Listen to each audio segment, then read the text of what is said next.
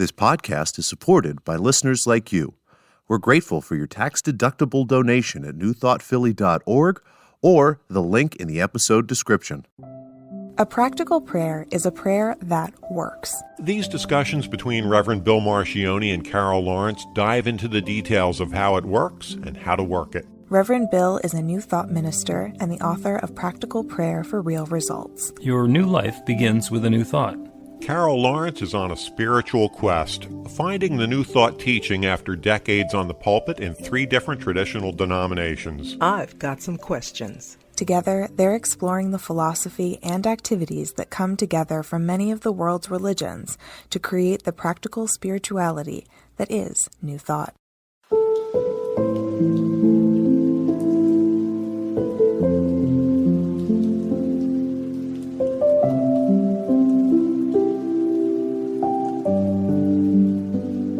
Welcome to the Practical Prayer Podcast. I'm Carol Lawrence, here with Reverend Dr. Bill Marchioni. And good day. Hi. You hear static? It's probably the fan in the background on my computer. Okay, so we're good then. Well, we're as good as we're going to be. And, I always brag about my fan club, and it's not supposed to be that. Not that. Not supposed to be that. So, listen, when we were in the pre-show part, and just as we were leaving, we were talking about how it works. And I said that's a hugely broad area. And then I listened to the intro. And in the intro, it says how it works, how we see how it works and how to work it. And I thought, well, that's it. Okay, so let me kind of zero in on the how it works part. Okay. And not a moment too soon, because we've been playing that intro for over a year.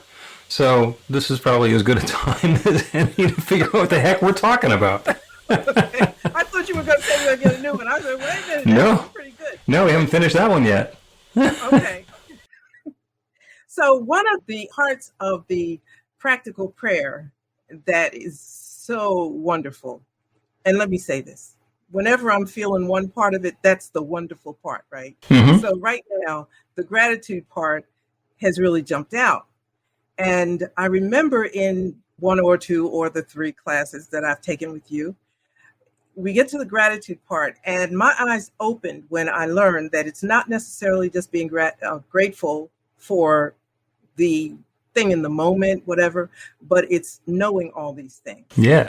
So that's when I would sort of get back around to how it works, because I've been seeing how it works. And not sometimes, I just start being just really grateful to know all of this, even if I'm not working it really great, or I have to stop and do a rewind and rework and whatever. It's still great to know. Yeah. Because you're never really in the dark completely. Right. Well, let's start with gratitude, because gratitude is a key to the practical prayer. And there are some branches of New Thought where they actually start with gratitude and then do the prayer and then do gratitude some more towards the end. And you can't overdose on it.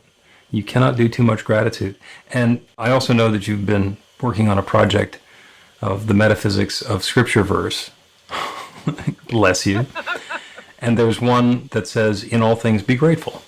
Mm-hmm. Now, it's not for all things be grateful, or about all things be grateful. It's in all things be grateful. So that's not a thank you for giving me the Rolls Royce.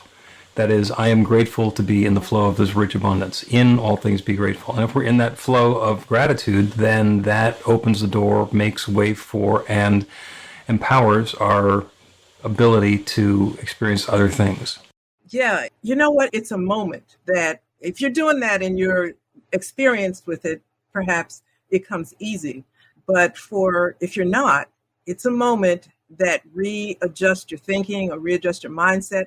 And it's a powerful moment, because it's whatever that thing is that you're thinking is really big. Nothing is big, really. It's like I'm having computer problems right now, and I'm thinking, oh my God, my whole life work is going to go down to 2. It's not big, compared to the universe and everything that's going on. And, it could be fixed in a moment. So it's being grateful to know all those things, that realization calms you in the moment. And then you can get the prayer right, maybe. Maybe. At least better things, yeah. Well, you're not getting it in your own way, and that's basically all there is to get in your way. Somebody was telling me a story this week about a picture of our galaxy, the Milky Way galaxy. And there was a second picture of the Milky Way galaxy, but it didn't have our solar system in it.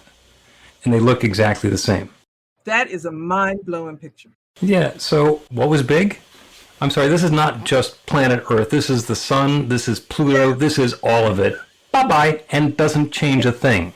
Doesn't change a thing. You know what? When I saw that picture, I'm thinking, I'm in there somewhere. I'm in there somewhere, right? We're in there somewhere. But you know what? Your little crap is nothing. You know, you're getting all worked up over. Come on. Stop all that. Right. That just puts things in perspective for me. Yeah, and if somebody were to lose their car keys, you know, you're looking around the living room. You try to look around the entire galaxy to find your car keys, you know, because they're in the solar system. I mean, it's narrowed down quite considerably, so it's not nearly the challenge that it could be. You know what? I left my car keys in the Andromeda Nebula. That would be bad. You know what? It's interesting you brought up car keys. We were supposed to do that. So my birthday was Friday, and my husband took me out to, you know, place that we like to go, and blah, blah, blah. And we later on, he noticed he couldn't find his keys. Well, we got one key to the mailbox. So mine, whatever. So we couldn't get any mail, and we're looking everywhere. And I said, you know what? Did you ask Spirit to show you those keys? I said, because that usually works for me. Just show me. And he's really cool. You know, he said, no, I didn't. Let me just ask. So I went on what I'm doing, and it couldn't have been more than 15 minutes later. You know, he said, guess what? I found the keys. And I said, tell me where, right? He didn't want to tell me. I knew, sort of. It, of course, was either someplace he had just kind of overlooked. Whatever. The keys showed up. It was amazing, you know, because whenever we calm down and defer to Spirit in those frustrating moments, that's my experience. Yeah. Things begin to work out properly. That fits in with the discussion of how Spirit works, because there's actually more going on in that little bit of the story than you just described. Because the keys were missing for some period of time, some number of days, and you couldn't get the mail during that amount of time. And then finally, you were inspired to suggest to your husband that he ask Spirit where the keys are, and they were revealed immediately. And oh, by the way, he might have looked in that place before and just not seen them. He might have looked past that place thinking, nah, they couldn't possibly be there. There's always that saying of, yeah, it was in the last place I looked. Well, duh. After you find it, you stop looking. So... And it's not like, oh, I'm thinking of 14 different places I can look, and it's on the third one. It's like you think of one, you look, it's not there. You think of another one. It's the last time you go through the lather, rinse, repeat process on all of that. But the funnier part, as far as I'm concerned, is it, and not funny that you've been having computer challenges and issues with your JPEGs and other files vanishing and reappearing, and the universe magically freeing up space on your hard drive and whatever. The part that's amazing to me is that you were researching how to fix this issue, and you came across a piece of software that you thought, yeah, this could help. And you had to buy it, and it's like, I don't want to spend the money on that, but okay, I'm going to go ahead and do it anyway. And it turns out that software was overkill for what you're doing, so you can return that one. There's another thing from the same company, and you buy that as well. Now you have both of them. You can return the first one and realize, I could probably still use the first one. And you came to that clarity about, now I have these two pieces of software, these two computer utilities that are going to be very helpful in my life going forward. And you had already dismissed the, what's the financing on that going to be? And then the timing worked out so that it was right about then that your husband found the key to the mailbox and opened up the mailbox, and there waiting was a birthday gift check for you. Yes. So yes. The slow reveal on that would have been ruined if he hadn't lost the keys. You know, you said it perfectly. The little stuff in between was that he went out to the mailbox in the middle of the night and got the mail, and I didn't see it. When I finally saw it, I opened the card. I didn't see anything in the card. The card was beautiful. The person always matches the card to me. So I was really happy with the card. And it wasn't until later I looked down on the floor and there was this This thing is such a drama, right? But I was stunned, not because Spirit, I didn't think, it's like, this is just like you, Spirit, to do this. Yeah. This is like you. And that's where the gratitude comes in, more than the money that covered what I spent that I didn't have. But that it happened, that Spirit, that's how it works. Mm-hmm. And it's not like it's the first time that it ever happened, So maybe after a while I won't forget, and I'll just skip the frustration piece, and just go straight to the gratitude. Right now, I'm like frustrated. Don't be frustrated. The Spirit is going to answer, but I need it now. Wait a minute. Don't worry. So I'm like doing that. Yeah. And one of the things that happens as we go through a spiritual practice is the loops get a lot smaller. Instead of having to spend days or weeks or months or decades living in anguish and uncertainty and discomfort before we finally come to a resolution, it can be minutes or seconds. It can be one of those things where we have an experience and we say, oh, this sucketh. What do I want to be experiencing instead? And have gratitude for that new experience that we're going to have, or just have gratitude to be aware that there's something else possible. And it's like switching the train from going around in that oval again and again and again to be on a new track. And I like the part when you said that there's something else possible. And that's an easy part to forget, because you want what you want, or, and I'm not like being a spoiled brat about it, but now I know what I'm talking about. I have a project that I want to get done, and I would like to get done by a certain period of time because it connects with something else. I want this done. And when it doesn't happen, I guess the mature spiritual perspective would be to know that Spirit's going to work it all out. And I got to be honest, I don't like jump right into the mature thing. I know Spirit's going to work it out, but I'm better than I was. Okay. So whoever's listening, you do get better.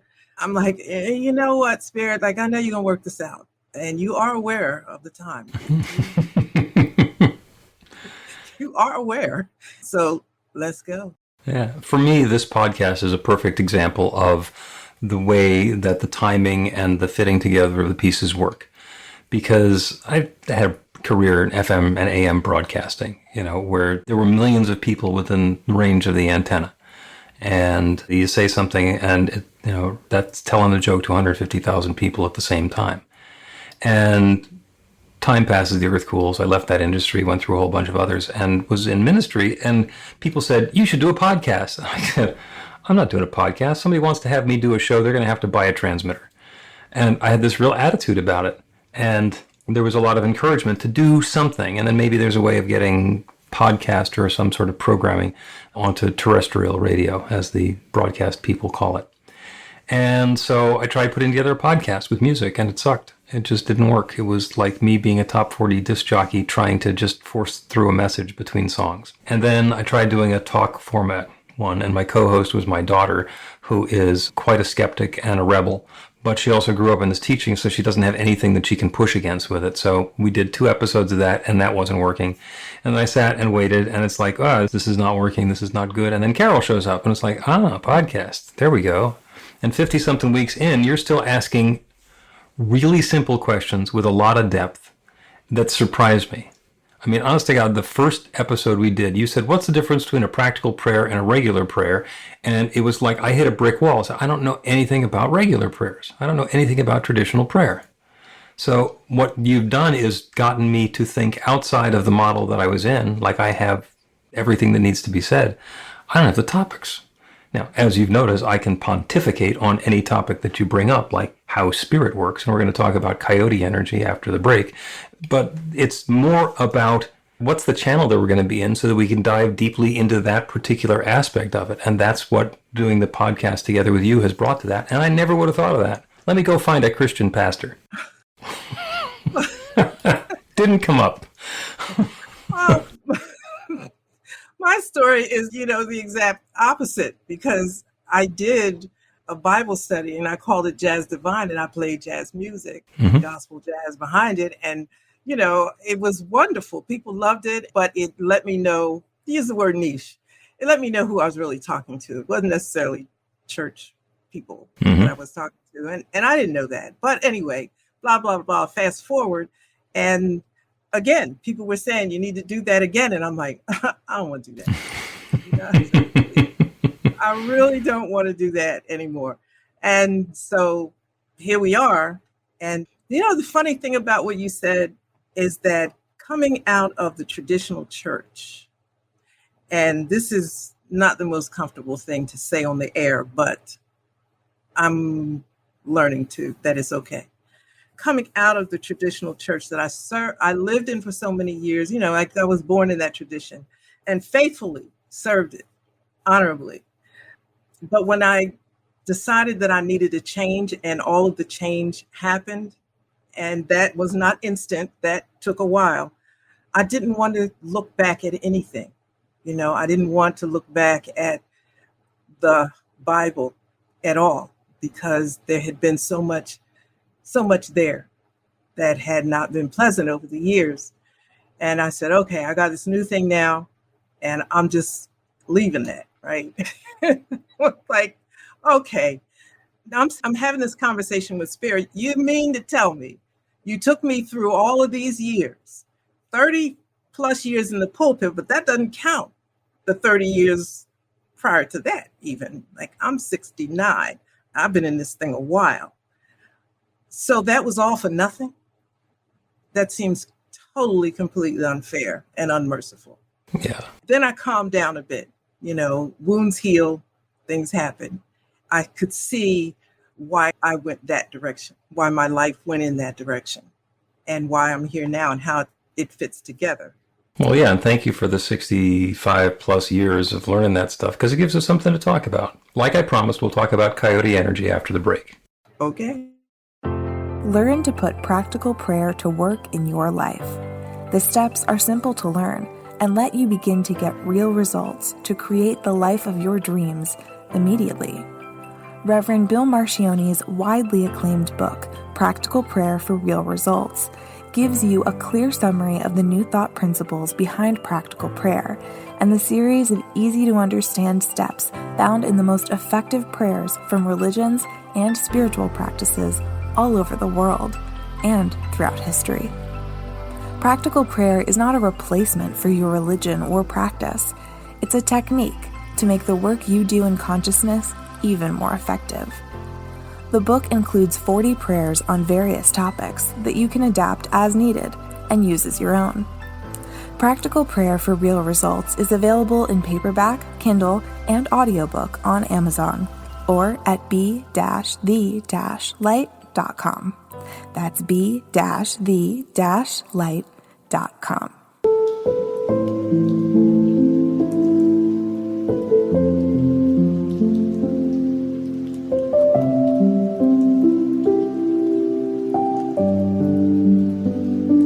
Welcome back to the Practical Prayer Podcast. I'm Carol, here with Reverend Dr. Bill Marcione, and we're going to talk about Coyote energy. coyote thing. But before that, Uh-oh. I just want to point out that you told me to turn off the fan. So if I disappear off the screen, it's because I have fainted from the heat. Oh, well, there's a threat. A little puddle of butter in the bottom of Carol's office that used to be Carol L. My goodness. So sad. Oh, well, as you know ahead of time. That would be an example of coyote energy. And it's a Native American tradition. I'm not sure which one it is, where they have different power animals and different spirit animals. And one of them is the coyote, which is the trickster energy, where I want something to happen, but there's this torturous combination of events that has to happen before it happens. Or I decide that what I really love is a red car, and then I wind up with either 7 red cars or a red car which is so unsuitable for my purposes that it's exactly what I said I wanted, but the universe is saying, really? Really? You think you want that? And when that energy gets activated, it's really easy for us to get frustrated and think that the spirit's working against us. And it's not. It's simply the way that good is unfolding for us. And it's good to have a sense of humor about it. So I'm going to think about coyote energy, like when things aren't going the way I want them to go. Yeah. Because, yeah. And it's also really difficult to see how a situation is going to come out in the end before it does. So when we're in the middle of the challenging part or the difficulty or the illness or looking for the turnaround to happen, we can't necessarily see the good that's coming, and we can't relax into the good that's coming because we're distracted by it. And that's okay. That's absolutely okay. It's about being okay to be in the process. I think we were talking about that last week. Yeah. But you know what? Yeah, I always use this term with my children when they were growing up. Get a grip on your little self. Mm-hmm. Just get a grip on your little self and sit down and think about where you are right now and what you're going to do. And when we were talking, we were talking about the coyote energy and all of that. And I thought very little doesn't turn out the way I want.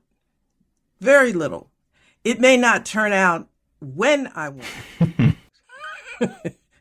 But most of the time, it turns out the way I want. And it's the middle part, the process part, where I have to get a grip on my little self and say, something else has to happen here. And at the end, it's going to be good no matter what. If it's what you want, it'll be fine, but it could even be better.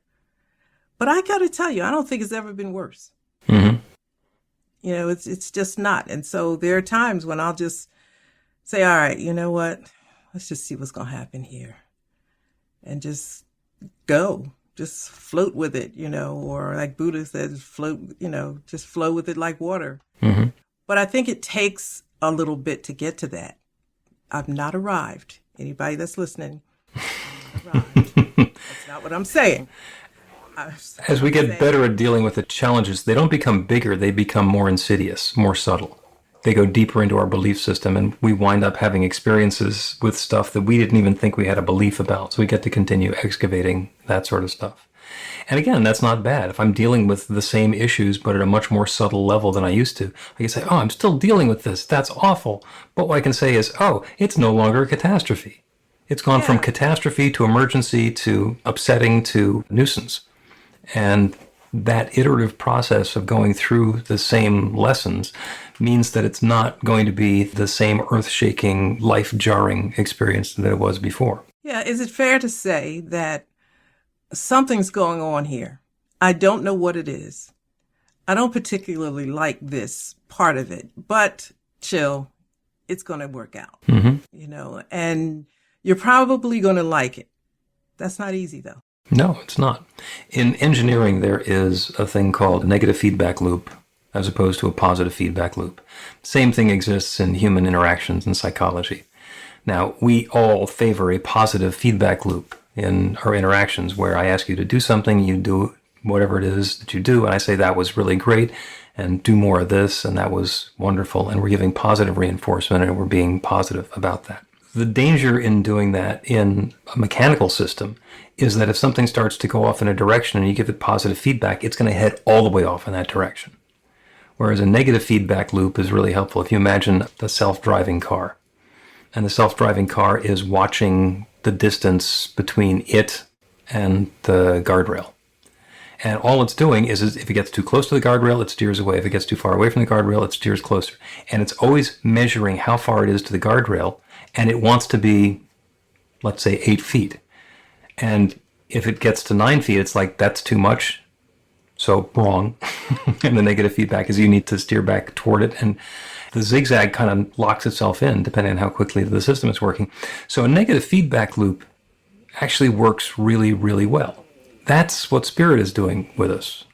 As we go through that process, we're nowhere near the guardrail. It says drive over in that direction. We get close to the guardrail. It says, oh, no, drive away from it. So we're still having that interaction, and then we're kind of zigzagging back and forth and getting ourselves to the point where we're in the lane. And there is much less chance for mayhem and destruction. And we're still getting the feedback, and we can still be annoyed. It keeps on telling me that I'm doing it wrong. It's like, no, you're not doing it wrong. You're so close to doing it right. And this is just a little nudge back in the other direction. Yeah, I really like that. I really, really like that example that you gave because, yeah, like I'm driving right now. Yes, you are.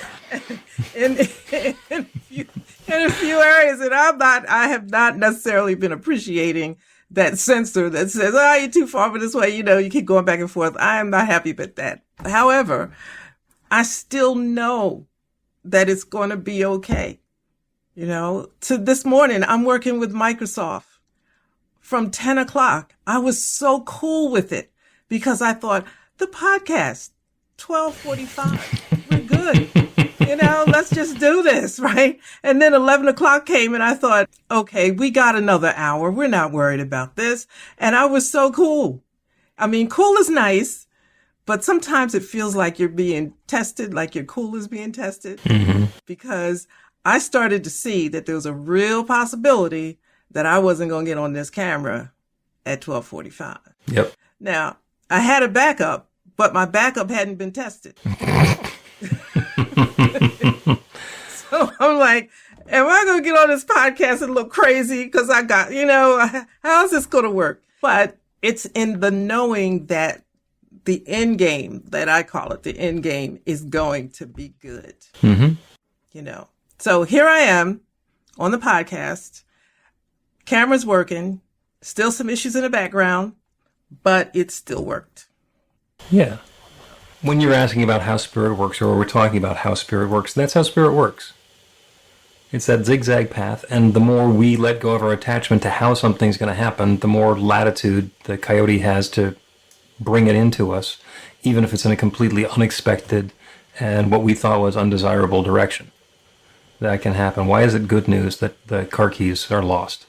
Why is it good news that we can't get into the mailbox until today? Why was it good news that the check fell out of the birthday card? Because you got to get a surprise later. You got 2 wonderful birthday gifts in one, and plus a lovely spiritual and prosperity lesson thrown in on top of it. So, how valuable is all of that you would never have planned yourself? But you know what? I did turn to spirit and said, look, I'm getting too old for all this, right? All this back and forth stuff. Come on now. Just put it in the book that I'm supposed to read. Let me read about it. Yeah. What do you think the chances are that that's going to work? None. Yeah, because if spirit were having that conversation with you, it would say, you're too old for this? 14.2 billion years measurable for me, and you think you're too old? Wah, wah, wah, wah. I know. How spirit works. We claim our good, and then spirit works, and our good shows up. So let's take a break, and when we come back, we will claim our good in a practical prayer.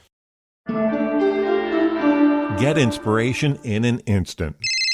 God calls are the gentle and uplifting moment of truth to help you remember that the bright light of God's love is shining right now as you. It's your God Call with Reverend Bill. Start your 2-week free trial today, and you'll get a phone call 4 times a week from Reverend Bill with an uplifting half-minute message filled with insight, wisdom, story, and fun. Let your light shine. You can answer the call to listen to it live or let it go to voicemail so you can hear it later.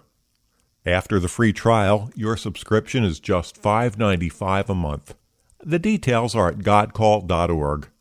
God calls are disruptive, intentionally. Whenever you write something, put on a gold star. They take you away from your routine to remind you about the truth of who you really are. They come at random times between 8:15 a.m. and 6 p.m., so you won't be expecting them. And somehow, the message is exactly what you need to hear at the time. Magic is loose in the world. It's a moment of motivation in the middle of your day. Find out more and start your 2-week free trial now.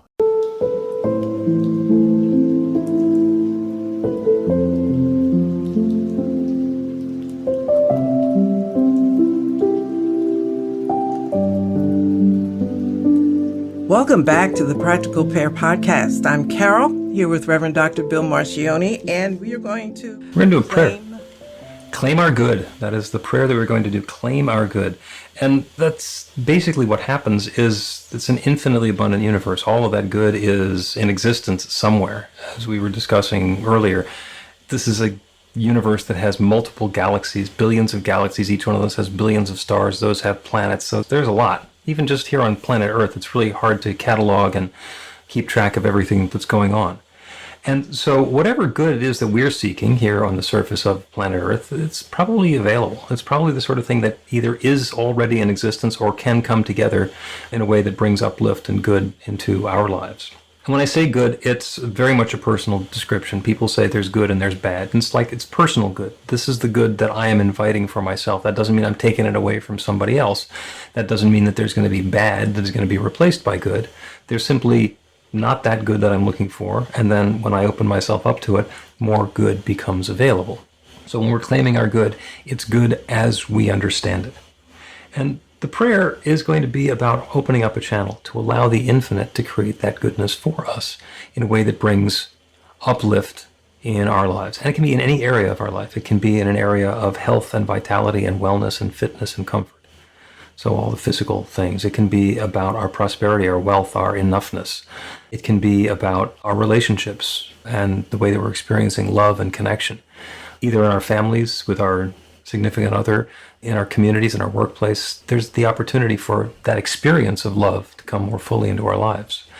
Or our creativity, the way that we're sharing ourselves in the world. And some combination of those, that if the good that I'm seeking is to have the key to the mailbox show up, then that good becomes available, and it doesn't matter which area of my life it is. There is an opening, an opportunity, and a possibility, and what I want to do is open myself up to that possibility unfolding in life in a way that I experience as good, and let go of the attachment about how it's going to happen. You know, if we're praying for money and we have an expectation that that has to be because I'm going to get a job, then in order to get the job, I have to find a job and apply for the job and go through the process with the job and do all those things with the job. And that might be a good idea anyway. If that's how I'm sharing myself in the world and being able to make my gifts and talents available, then that's a wonderful process to be involved in. And it may wind up with a paycheck that winds up being wonderful and keeps me in the flow of prosperity for a long time. And it might not be necessary.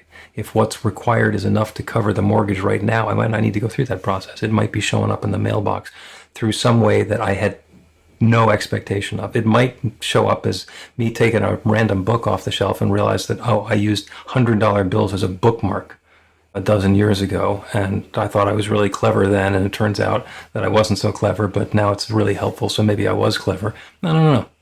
So we're going to open ourselves up to those possibilities.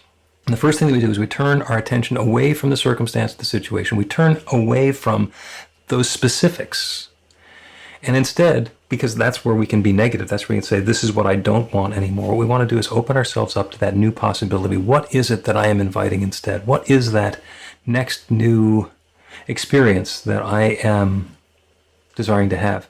Not what is going to happen or how it's going to come about, but how am I feeling about that once it's happened? What is my life circumstance and situation when that newness, that freshness, that goodness has come into my life? Get the tone and texture and the flavor of that. In the same way that if I wanted to have a brand new Lamborghini, I could figure out a way to go and buy a brand new Lamborghini. And it's also possible to go to the parking garage and valet park my car, and they give me a ticket and I bring it back, and when they bring the car, they bring back a Lamborghini. Now, that's not exactly what I had in mind, but that's how easy it can be. That spiritual claim check that we have, that is given so freely. It's not somebody else's Lamborghini. It's not somebody else's good. Spirit is fully willing to give us all of that good, all of that we describe and experience as good. Always willing, always ready. It's an infinite creative power. An infinite power that has created everything. It creates galaxies. It creates suns. It has created all life that we are aware of. Everything is that one power and presence shared in its own specific way. Because all of creation is that one expressed in individual form. That's the truth of me. That's the truth of each person listening right now. We are all that divine power and presence taking our own particular form. So whatever it is that we describe as good, I'm now inviting that experience of good. The feeling, the tone, the texture, the timbre of that experience is filling each of us. It is an invitation for the good to unfold in a way that might be completely unexpected, completely surprising, much quicker than we had possibly imagined, a completely circuitous or unexpected route. It might be something that is completely understandable that we would define ahead of time. It might be something that only makes sense when we look back in the rearview mirror and see how all those pieces fit together. The good that we are seeking is on its way now. It is unfolding now. It is in process now. It's happening now, and I'm so grateful for it. I'm grateful for the experiences that we're each having. I'm grateful for the good as it's unfolding. I'm grateful for the uplift that happens as good and more good comes into the world and brings peace and harmony and love and prosperity and vitality and comfort and creativity and goodness into the lives of everyone it touches. And so the feeling of gratitude, I speak this word and I release it into that creative law, the one that has always said yes. And I know without any question whatsoever, that law is already responding. It's already saying yes. And so I let it be. And so it is.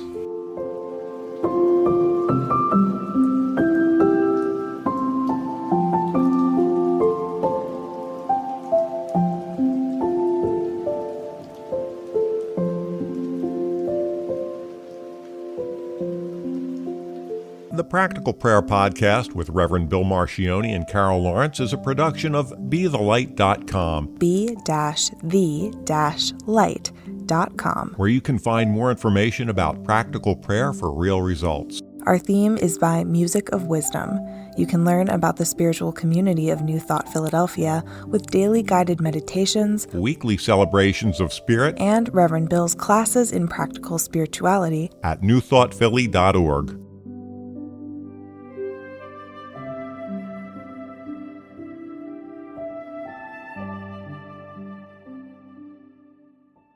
This podcast is supported by listeners like you.